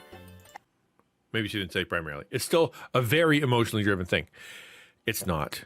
It's not always. And that being the purely that being the thing that rules your life in any decision making process, whether it be relationships or your job or your future or your church or how you react to any kind of situation. If you're like, well, I'm primarily going to trust my emotions, you are going to be a very, very miserable creature. Very miserable creature. And I literally had to make that discovery and teach it to myself. Now, I'm going to talk about being asexual very... Rusty, that's a lot of food for thought. I was always under the impression that romantic relationships were very emotionally driven, as someone who's never been in a real romantic relationship before. And that's, yeah, and it is a strange thing to consider that when you are in a relationship with someone, the heart thump, thump, thump, thump, thump stuff doesn't drive the process, because that's the way it works in movies. That's the way it works in porn. That's the way it works in romantic novels. That's the way it works in fast forwarding any TV show, right? To be able to kind of go, okay, how do you know this person in this 23-minute episode is interested? Well, the mushy gushies happen, or the sexual sex happens, or whatever. That the out of control emotions driving the process is not how it's supposed to be. It's not the right way to do things. If you do that, imagine if you go the other way, right? Imagine you go the other way. What if it's every time you have a feeling away from this person you're committed to, you have to follow it because that must be true love? You're just going to go from miserable relationship to miserable relationship. I think feelings are part of it, but I also think that feelings are incredibly deceptive, and feelings are very fickle, and you can change your feelings with medicine. You can change your feelings with chocolate. You can change your feelings by being too hungry. You can change your feelings by working too hard. And if you had a very, very hard day, you meet whoever, and you don't feel that way, your romantic feelings aren't there, your emotional whatever isn't there, then if you just kind of go, well, that must be how I feel, that I must act on that, you're going to ruin a relationship. However, if you say, because of my decision, because of my willingness to connect with this person, because of my commitment, I will act this way, I will act a certain way, you are going to be able to stay in much more better relationships. Briefly, and I'm going to preface it with, let's all just be mature about this, all right? We're all pretending to be adults here. I've got my eye on some of you. Behave! Okay, this is definitely treading into uncomfortable personal boundary territory for me, but yeah, I do want to share that I'm asexual too, which is defined as someone who feels little to no intimate attraction to anyone. Look, I know we said we're all adults, but I'm still gonna dance around the vocabulary, alright? Yes, there's a difference between romantic and intimate attraction. Little side note, I will say you can experience romantic attraction to someone but no intimate attraction, or you can experience intimate attraction but no romantic attraction. I just want to pause for a second to say, she's speaking like an expert, and I think that's so dangerous, because there are young people from the age of, 9 or whatever that are watching this cartoon that she normally puts out cartoons for children, and they're watching this, and they are seeing this as a TED talk about how attraction works and how human sexuality works and how it normally works, blah, blah, blah. Yo, Rickenheimer, good to see you. Welcome. Thanks for being here. And she shouldn't be so definitive, especially as a young person, and especially with all this stuff being so new to her and so new to sort of how society labels stuff, there should be a lot more humility, I think, in how she presents this. You can be one and not the other. It's not necessarily a package deal. Most people feel both, and I do not feel either. Anyway, I have never... You hear that? You hear that? Most people feel both, and I do not feel either. Neither one of those is true. Neither one of those is true. Most people feel both is not true. You're not, no, but not everybody is all that all the time, and everybody is in the middle somewhere. The people who feel that crashing out the opposite side, those people are sick. Those people have a problem. For her, she says she feels nothing. I don't think anybody feels nothing. You know what I mean? Like absolutely nothing. That can't be right either. I'm not saying she definitely, like, she defines herself as asexual and she doesn't really have sexual feelings towards anybody. But the idea of presenting it to a young person or presenting it to the people and saying it equals total flat line of physical emotion or any kind of emotion towards any other human being, that I don't think that's quite right either. You know what I'm saying? That sounds wrong. I don't feel her feelings and I can't feel her feelings, but the way that she's describing it as an absolute definitely sounds wrong. I've been magnetically attracted to the look or shape of a single person in my entire life and did not realize it was a real thing until very recently. I'm able to identify when someone looks conventionally attractive, like by textbook definition, but I never realized people are genuinely drawn to people they think are attractive. I didn't know that people could just see someone and be like, wow, they're gorgeous. I would love to get to know that person, or maybe go on a date with them, or whatever else you people do. I didn't think it was real. I thought people were exaggerating or something. I don't know. And I also couldn't believe that some people feel that with multiple people. Or like celebrities, which sounds absolutely exhausting. It ties back to when I was in school, like looking around for people to like. It makes sense now that no one caught my eye because that... See, again, I feel like she's talking very much about how normal is when it comes to society. It's normal to feel so attracted to celebrities. It's normal to have multiple crushes. It's normal to be wild about your emotions with multiple people. It's normal to be driven towards somebody, and to that's not necessarily true. Like, yes, I think it is traditionally normal that a boy or a girl can see another boy or a girl and go, I find that person attractive and therefore I want to, whatever. Yeah, that's what happens. That's how it happens normally. But at the same time, I think that the way she's presenting it is such an extreme model as told by society. This is how it's supposed to be. You're supposed to be all over the map. You're supposed to be falling in love with everybody on the planet. You're supposed to be, out of control with your attraction. I think that's wrong. I don't think that's how society is. And I don't think that's how people are. And that's also true dissonance. You say that it makes the assumption that attraction is based off looks, and that's not always true either.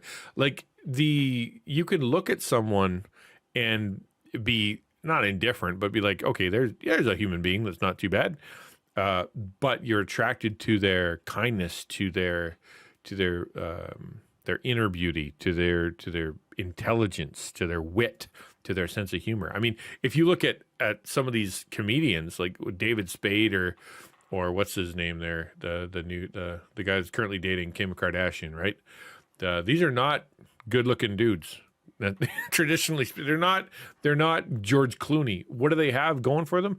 They are wealthy, dedicated, intelligent men who have a very good sense of humor, and that these women that they've dated are some of the most beautiful in the entire planet, and they're picking these very normal-looking dudes because they are funny and intelligent and committed and yeah, you know what I'm saying? Yeah, based on character. Exactly. They're not key. I think in our society right now, because we are the McDonald's microwave society of absolute extremity, absolute speed, we are so used to, in our consumption of media, going ugly equals evil, or the traditionally whatever you want, like the whatever level of attraction is, which is what, like supposedly straight hair, straight long hair, and then curves with large breasts and a small waist, or athletic and pouty lips and whatever, right? And then for the guy, it's the strong, the delts, the big triangle shoulders, pecs, the professional, nice looking, whatever it is, right? I'm just saying that we have this idea that media can fast forward to say this is the pretty girl and this is the homely girl. They can take a pretty girl in Hollywood right now and they can say, okay, we're going to use the shorthand for not attractive by putting you in overalls and glasses, right? Now, and putting your hair into a messy ponytail. Now suddenly you're the average looking girl, and all we have to do is take out the ponytail, fluff your hair up, and put you in a different dress, and suddenly you're the hot girl. It's the way our media fast forwards how we're to believe people's personalities are through looks, and I think that has caused us to go and say, well, that must be true. Therefore, I will judge people by the outside because that gives me a very important clue about what's going on the inside. Because the way that the stories that I watch are, they say I can tell based on how they look or the way they hold their face or what kind of suit they're wearing or whatever. They're good guy, bad guy. I think that's just a theory, but I think it has a lot to do with the media consumption for sure. Additionally, people we spend a lot of time with and we get used to, we perceive as good looking or beautiful. That's true too.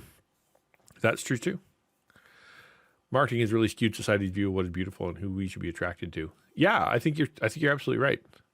Marketing, yeah, and beautiful has changed, right? If you look at beauty from the perspective of the Renaissance, you got these bigger girls, right? They're voluptuous and very curvy, and then you go to fast forward to the 1960s, 70s. You've got extremely skinny, skeletal girls that are the most attractive, and then you move on into the 80s and 90s, and you've got more either Pamela Anderson curvaceous stuff, or you've got the burgeoning athletic, woman who's like Xena warrior princess, or like really tough looking chicks that they got the abs and they got the defined muscles kind of thing, like, and that depending on who's popular and depending on what's the best movie right now and depending on whatever society goes, oh, that's what I'm supposed to be attracted to, right? That's that must be what pretty is now, because if you are physically attracted to anything off of that, then you must be weird. Now you have to go search for what level of the rainbow you're on and kind of go, I must be a deviant because I'm not like what the movies or the TV shows or the ads say I'm supposed to be. Yeah. Doesn't happen to me. I was just wasting my time for 13 years. I feel like such a fool. Now, there's an easy assumption to make about asexual people, and that they all have zero interest in being intimate with anyone at all, which actually isn't true. Some of them are genuinely turned off by it, and some aren't. Some reasons would be that they This is the part where I get really frustrated. Because you're taking a term and you're grabbing a term and you're putting the term to it. The asexual, words matter. The forming of words matter. The term a is the, help me out here, Latin thing, word, precursor, preface, thing you put at the beginning of a word to say no, right? It is not this. Atheist, doesn't believe in God. Yeah, non-Greek. Okay, there you go. The whole point of putting the A there is not. Now, thank you. I know I'm dumb. I'm trying, okay? The thoughts are still coming out slowly. But that whole thing where she just said the word asexual can mean some sexuality and some not sexuality and some okay with it and some not okay with it, is to show not only is this the term is becoming fluid, but it's not well defined. Her understanding of it is not well defined. If she's looking at Wikipedia articles or starting to read this thing, it is based on the perspective from people who are seeking to define fluidity and put words to what they consider to be a fluid thing, as in like they don't want to nail down and say asexual doesn't feel that's the term, because otherwise they'd have to come up with a different term for someone who doesn't care one way or the other but is kind of okay with it sometimes. I don't really have a word for that. This is very unhelpful, and I think is dangerous and damaging for someone to grab onto a word like this and to be like, it could mean this, and it could mean this, and it could mean this, because that allows someone who is struggling with their identity, struggling with their personal perspective of their human sexuality, to get the wrong idea about themselves because they're grabbing onto this term. Well, not only doesn't like to stick to definitions, ukulele worship likes to take the same word and define it in different ways, to just flip the script, man. Like it's bizarre to me how very different, how this word asexual could mean also like sex sometimes. By it, and some aren't. Some reasons would be that they just don't mind it, or they want to make their partner happy, or enjoy the emotional closeness of it. There's a million different reasons. Right? Come on. That's human sexuality. Like, listen to what she says again. Some are genuinely turned off by it, and some aren't. Some reasons would be that they just don't mind it, or they want to make their partner happy, or enjoy the emotional closeness of it. So we're talking about the actual act of sex is what she's saying. So people, but they really like pleasing their partner. They really like the closeness it gets them. They enjoy the process and the results of it. That's not asexual. It's not. Right? It's starting to fall apart. And I get that this is a young woman seeking to define for herself things that she's learning about herself, and in a society that, in a target that keeps moving and changing as defined by people on the internet that aren't authorities and aren't necessarily psychiatrists or human sexuality experts or whatever, and even them, whatever their agenda is. So yeah, I get it that she's doing her best, but at the same time, this is dangerous and unhelpful because it's disintegrating her own. Please respect my what I have, and I've had this self discovery, and this is what I am. Because suddenly, what you am can be she's about to say a million things. Yeah, it sounds like a loving relationship, right? If what she's talking about right now is that, not everybody achieves sexual fulfillment every time they do it, like, okay, yeah, that's just called being human, right? That's just the way it is. Not everybody is randy like crazy and wants to go do it all the time. Sometimes you do it because the other person wants to. And I'm talking in context of marriage. Sometimes you do it because the other person wants to. Sometimes you don't feel like it. Sometimes you feel like it. Sometimes you don't. Like, that's just normal. That's just normal. And what she's talking about, trying to label this thing with asexuality, is really a misrepresentation of what even marital sex or sex is designed for. There's a million different reasons and a million different people. Am I sharing what kind of a people I am? Nope. And you don't know me personally enough in the slightest to be able to try and parasocially analyze where I stand on that spectrum. I'm just here to say I am this. We are moving on. When I stumbled onto the term Aroace and started... Then why? Then why do that, Jaiden? Why make the video? And I'm not saying you got to dump your truck on the internet every time you come out with anything. But if you're going to say, I am asexual, what does asexual mean? A million things. Could be one of a million things. And I am one of them. Then you didn't say anything. You haven't said anything. The logical thing to do with this is to say, I think I might be asexual, and on the I guess the spectrum of asexuality that I have decided to believe in, I have a proclivity towards, because this is my identity, accept me. That's the whole beginning of the thing, right? This is who I am. You have to accept me. You can't, we're not going to judge anybody. Anybody who judges me or anybody else who's coming out like this is an evil person. But then in her own definition, in her own video of saying, this is who I am and you have to accept me, she pulls back and says, this definition could be anybody. It could mean anything. I'm not telling you who I am. I'm somewhere on the spectrum, but I'm not saying anything. Then why bring it up? Right?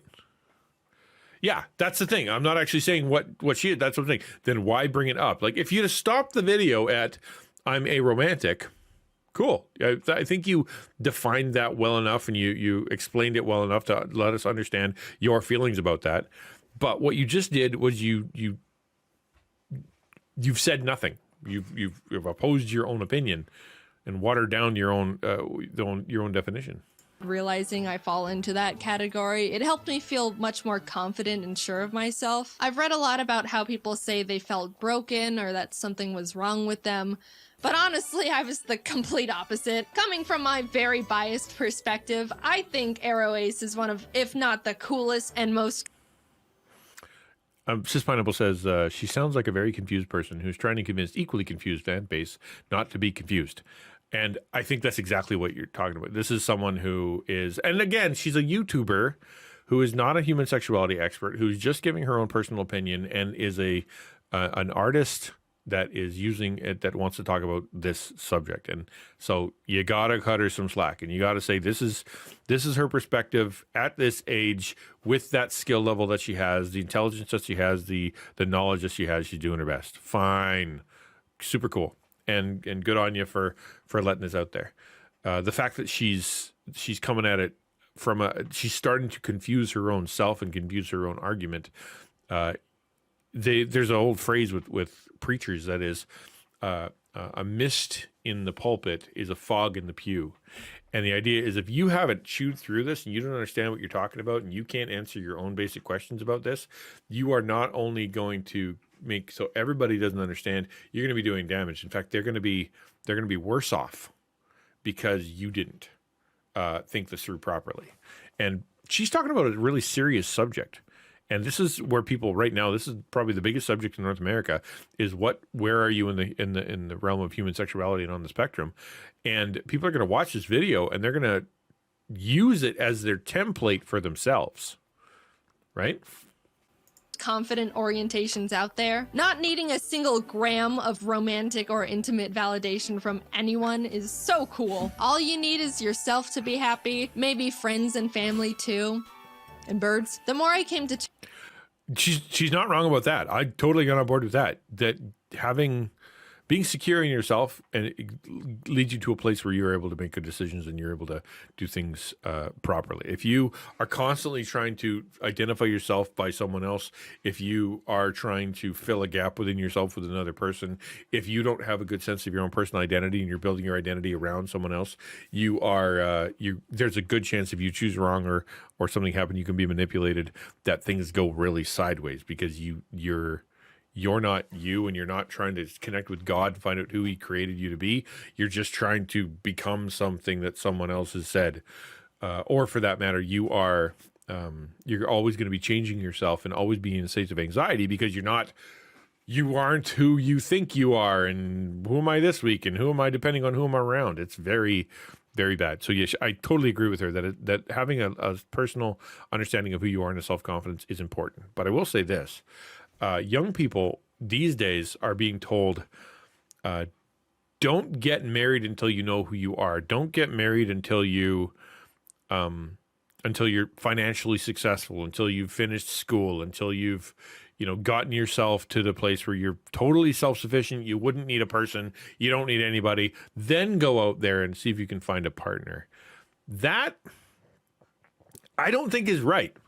Because the way that we're designed as people is to be interconnected, interdependent upon each other. Specifically speaking of, like, say, heterosexual relationships, human relationships, traditionally speaking, a man does need a woman does need a man, and they together can accomplish far more together than they can apart. So if you're the kind of person who is supposed to be married, and again, we're pushing aside the single people and all that stuff for this part of the conversation, is to say, if you are, say, 19 years old and you've been dating this girl for a while or dating this guy for a while, you feel like you got a future, you've been praying about it, your church affirms, your parents like it, blah, blah, all the good things.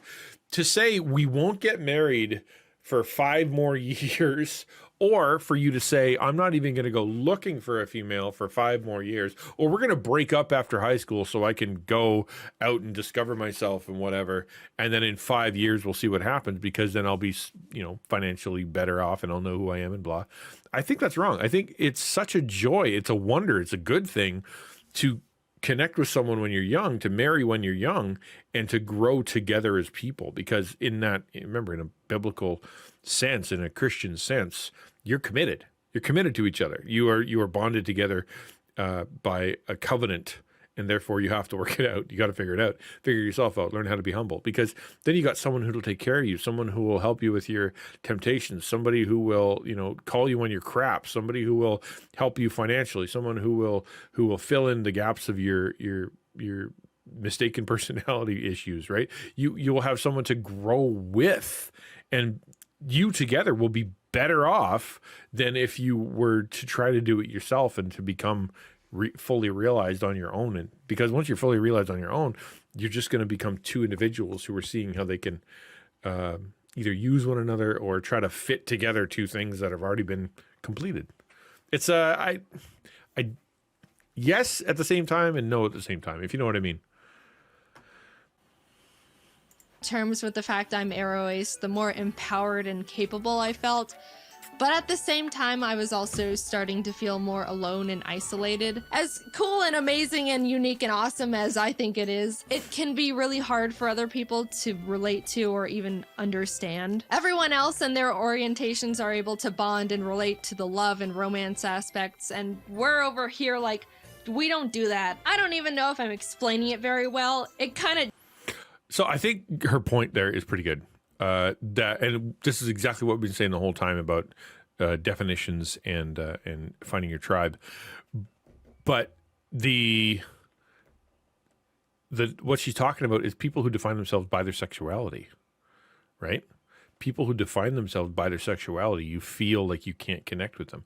That's those people whose primary identity is in their sexuality are not they're not healthy people.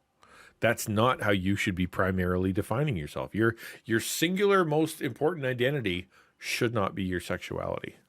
And if you are like, that is the only thing that's the most valuable thing about me, that's what I talk about all the time, that's what my priorities are, that's where my money goes to, that's where my energies goes to, that's what I'm looking for all the time, that's where I feel the best if that's what's happening, I feel the worst if it's not. If that's sexuality, boy, are you ever going to be an unhappy person. And for that matter, you're going to be a very shallow person. Your identity cannot be your sexuality. That is like a thing you do. that's a thing you do, but it can't be your identity. And so if you're thinking, you know what, I feel distant from these people, I feel different from their people, be thankful, because it means you are a much more mature individual who's more secure with herself than looking at these people who define themselves only by whatever letter of the alphabet they find themselves on that sexual spectrum. That's unhealthy.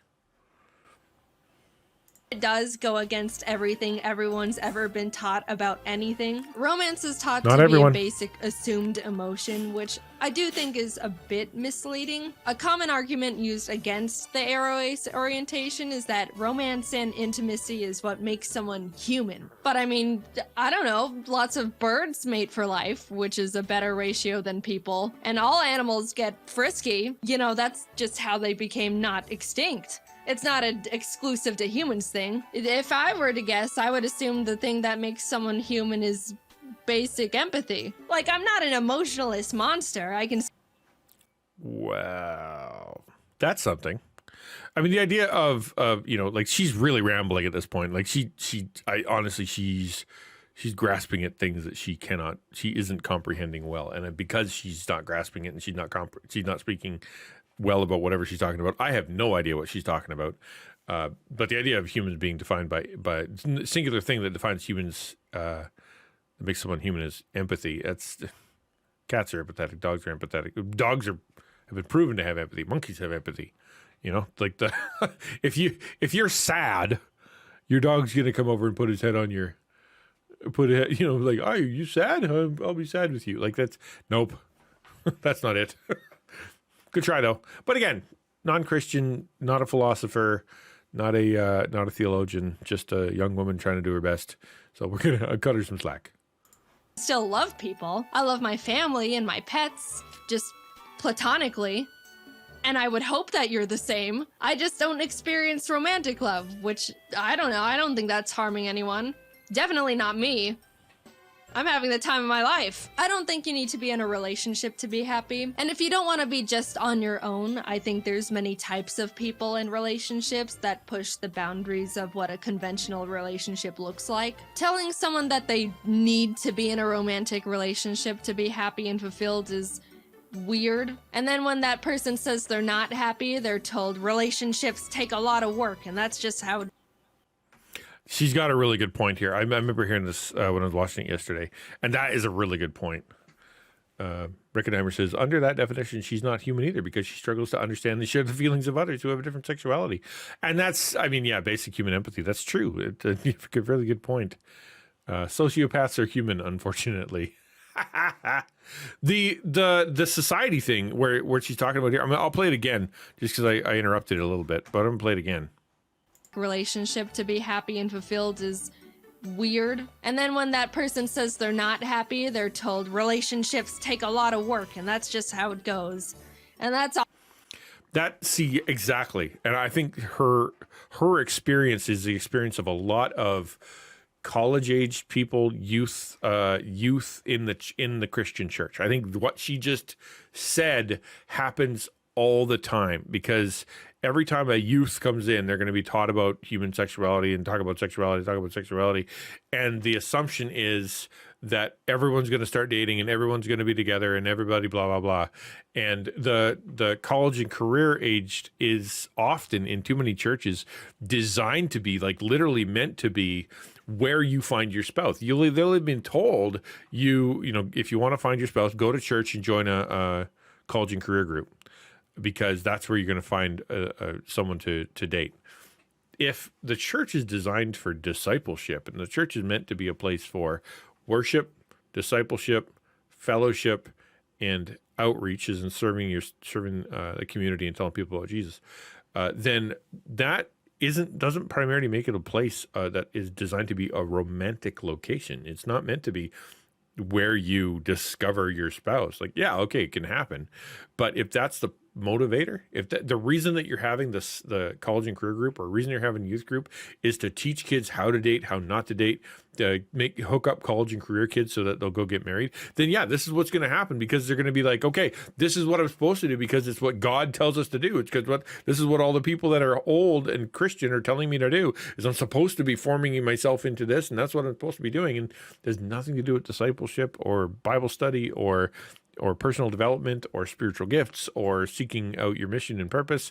It just all of a sudden becomes all about whether or not you're going to get married. And then when they say, I'm not interested in that, I'm here to be discipled, teach me how to pray, teach me how to study, teach me how to serve, teach me how to discover my spiritual gift. Where do I fit in the grand scheme? Because when I die, there won't be marriage. Why would I spend so much of my discipleship time trying to do something I'm not interested in?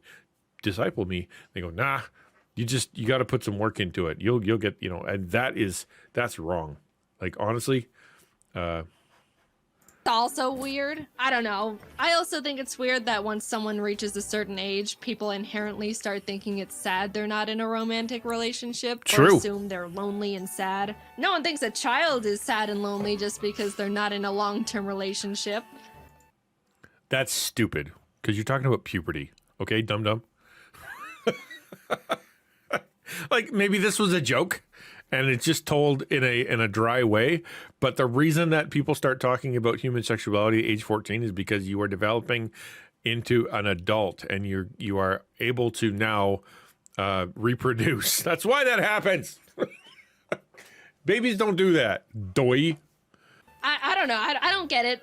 And I also think I'm rambling. At the end of the day, it's all very complicated to talk about these things, especially because I don't know the feelings I'm supposed to be feeling, let alone talk about. I just know for me, the terms aromantic and asexual are able to articulate things I was subconsciously feeling and thinking before I even realized I was feeling and thinking them. I don't plan on talking about this very much, if at all, ever again. I just want to play my silly little video games, maybe tell a story here or there. But I wanted to bring the orientations to the surface and try to get more representation out. I don't think she's being honest there. And the reason I say that is because I've been watching a lot of her videos, and as she's grown, more and more of her videos are becoming very mature in their subjects and very, I guess you'd say, I don't want to say preachy, but like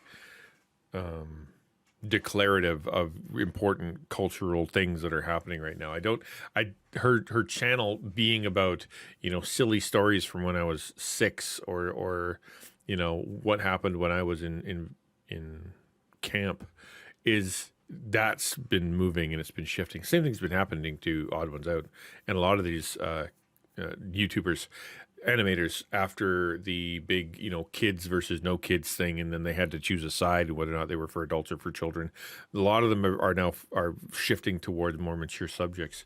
Unfortunately, the people who are watching them are still children, and they haven't been told, hey, listen, my audience is my age. I'm speaking to people who are in their 20s, not to 10 to 15-year-olds, right? For her as a 23, 24-year-old to say, this is what I'm struggling with, this is what I see. You also, who is in their 20s, who has lived this long and has felt this pressure from society, let us have this conversation. Totally appropriate, right? Like, okay, let's do it. This is what the medium of art, especially YouTube, is for. But she's definitely talking to a lot more children, and I think that's going to be, they don't recognize that she's processing these things or won't be able to think about them in a nuanced way. Because children don't do nuance. Out there, because I thought if I could help more people become more aware of this, then that would be awesome. I was confused as hell for a while and could have used something like this. It's a real thing. You don't have to feel any sort of romance or whatever to be considered a real person. That's good. Personally, I think it's really cool and badass. And don't be afraid to look more into aromanticism or asexualism if any of what I said in this video resonated with you to any degree. What she just said is dangerous. To say, go Google these terms and go on a wiki, fall down a wiki hole on these things, or look on the internet for whatever you feel is right and wrong about these terms. That's super dumb. It's super dangerous, because you're just going to go with the things that you already think are right.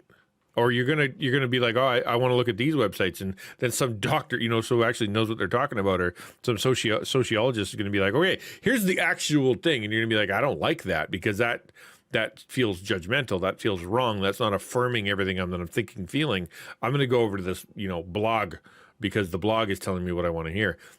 That's dangerous. Like, what she should say is go talk to authorities in your life, people who have a flying clue about this stuff. Go talk to your psychiatrist. Go talk to your counselor. Go talk to your pastor. Go talk to your parents. Don't sit around with your peers and on Google and try to develop your identity doing that. It's not going to end well. Like I said, this is all very surface level stuff. They're both much larger spectrums than you'd think, and maybe you fall under some umbrella category with them. I don't know, or not. Either way, this has all been my personal experience with this stuff. Is there more for me to figure out within it? Yeah, I'm pretty sure there is. It can get pretty complicated and confusing. Haha, awesome. Will I be sharing any of that with you? Nope, no way. This is all you get. Hope you can understand even just a little of what I talked about. And if not, that's totally fine. I just hope you can be nice. Thanks for listening. Interesting. I didn't see much representation of heterosexuality. Just as a side note, you know, I'm thinking back through the video. Even when they were showing couples, it was never blue pink, right? Did that even ever happen? Like, it was just everything was a color of the rainbow except for traditional heterosexuality. Just an observation. I really intended on making this video because I haven't really felt a strong urge to, like, I don't like using this phrase for myself, but come out. But I did end up wanting to make the video to make people more aware of this stuff because I think it's important, and someone has to. There's not really that many people doing it right now. Anyway, yeah. That's a good point. And I think two of those things are very brave. One is, you know, I haven't quite got this all figured out, and even though I know I might get in trouble and put a bullet or put a bullseye on myself or whatever, I'm going to come out because I know the pain that I've been through and the frustration, the confusion I've been through, and I want to have this discussion. I want to start the discussion. I looked around, nobody else is having it. I'll take the bullet, right? And to be able to, and throughout the time of her saying, I'm not sure, I don't know, maybe not kind of thing, is to try to declare it with a little bit of humility. It's just that the, for her, if this is the first conversation that people have, then I guess that's good. That's positive. Well done. But this could be where people, and I know my kids and I know everybody else, they'll watch one video and just assume the rest themselves, which becomes very dangerous. Yeah, just moving forward, I guess. See you later. All right, there you go. That was that. I'm hoping that it was at least an interesting to listen to, or at least at the very least got us thinking. I'd love to hear some of your comments sort of back about whether or not, A, what did you think about the video and the reaction? And I saw your comments all the way through, so you probably don't have anything extra. Or B, is this something you're interested in that you want me to do more, to find other videos and kind of work my way through them in this way? Is that interesting to you? Oh my God, I'll get my car! Woohoo! Woohoo! Oh, we're not dead. I'm out. Dave, are you okay? Dave, are you doing it? Dave. Dave, why? Dave. Dave. Bro. Oh, Dave's